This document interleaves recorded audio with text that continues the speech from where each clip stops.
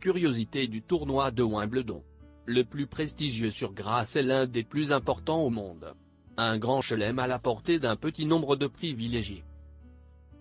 En 1977, le tournoi a célébré son 100e anniversaire. Bien que les 100 championnats disputés aient été réalisés en 1986, en raison des deux guerres mondiales. En 1971, un système de cravates a été introduit. Il a été mis en œuvre à partir de 8 jeux égaux, jusqu'à 1979. Le système actuel de départage a été mis en place après 6 matchs. Les juges de présidence du tournoi. Normalement, ils disputent 2 matchs par jour, pas nécessairement dans le même terrain. Le club de tennis et de croquet Lona Langland. Il est situé sur Churcherad, Wimbledon. Auparavant, il était situé sur Worplerad.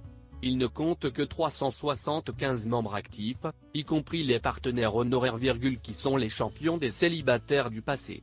Cependant, John Sanroe était une exception, car en 1981, après avoir remporté le tournoi, il ne pouvait pas accéder à un tel honneur pour son mauvais comportement. Seulement 2 ans plus tard, il a été accepté. Slazenger. C'est le bal officiel du tournoi depuis 1902. Sampras.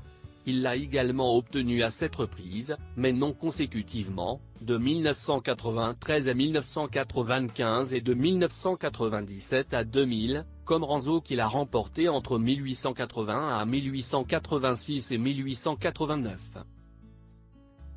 Le premier championnat de Wimbledon a eu lieu en 1877. Son gagnant était Spencer Gore et 22 spectateurs ont assisté à la finale. Le tournoi comptait 200 spectateurs au total qui ont payé 1 shilling chacun. Steffi Graf. En 1987, elle est devenue la première femme de l'ère ouverte à accéder à la finale, perdue par Martina Navratilova, sans perdre un seul match au cours de l'année. Il avait 7 titres et 45 victoires. Le plus jeune joueur. Jennifer Capriati, avec 14 ans et 89 jours.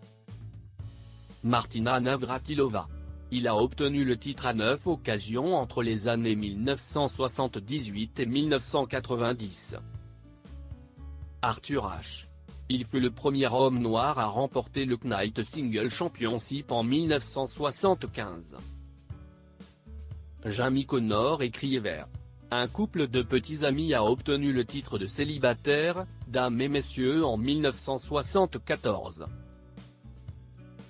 Record de 41 matchs consécutifs gagnés à Wimbledon. Björn Borg entre 1975 et 1981.